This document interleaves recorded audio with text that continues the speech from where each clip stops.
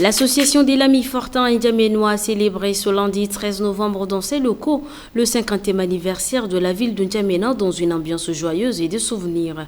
C'est sous le rythme des anciennes musiques congolaises que les Lamis Fortins et Lamis Fortins ont célébré le 50e anniversaire de la ville de N'Djamena qu'ils ont vu naître. Un moment de retrouvailles riche d'émotions mais aussi de rappels de souvenirs qui a vu la présence des personnalités du pays. Une occasion tout indiquée pour le tout premier maire de la ville de N'Djamena, Mahamat Diarma, de rappeler l'histoire de cette ville.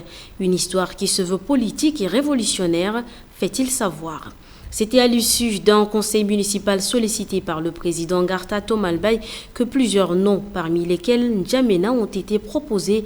Mais finalement, c'est ce dernier qui a été retenu comme nom de la jeune capitale en remplacement de Fort-Lamy, se rappelle l'ancien maire. La Haute Autorité des médias et de l'audiovisuel AMA a organisé ce 13 novembre une séance de travail axée sur le tirage au sort des partis ou regroupements politiques pour l'ordre de passage à l'antenne en vue de l'enregistrement des messages relatifs à la campagne référendaire 2023. Le 25 novembre débutera la campagne référendaire.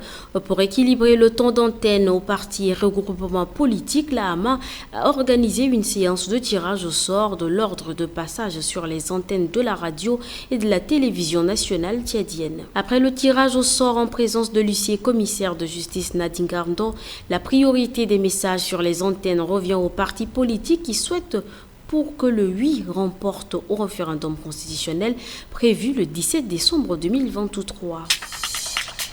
Le secrétaire général de l'Organisation de la coopération islamique OCI, Hissène Brahim Taha, a reçu le 13 novembre 2023 au siège de l'OCI à Djeddah le ministre d'État, ministre de l'Enseignement supérieur, de la recherche scientifique et de l'innovation du Tchad, Dr Tom Erdimi, accompagné d'une forte délégation.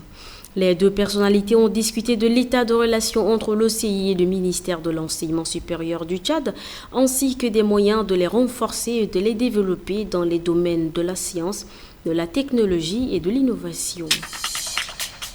14 novembre, c'est la journée mondiale du diabète consacrée depuis 1991 à l'initiative de la Fédération internationale du diabète et de l'Organisation mondiale de la santé OMS.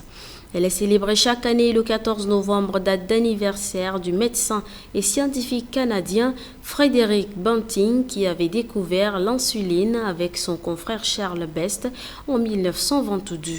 La journée mondiale du diabète est devenue une journée officielle des Nations Unies en 2006 avec l'adoption de la résolution 225 par l'Assemblée générale de l'ONU.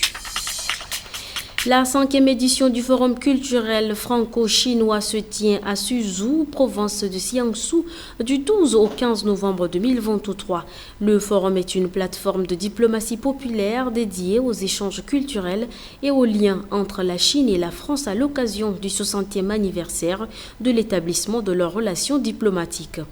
Le forum comprend une cérémonie d'ouverture, un forum principal, un forum parallèle, un dialogue thématique parallèle, une table ronde du maire, une cérémonie de clôture ouvrant la littérature, la créativité culturelle, le cinéma, l'opéra, le tourisme, les musées, l'art moderne, les jeunes artistes et d'autres domaines culturels.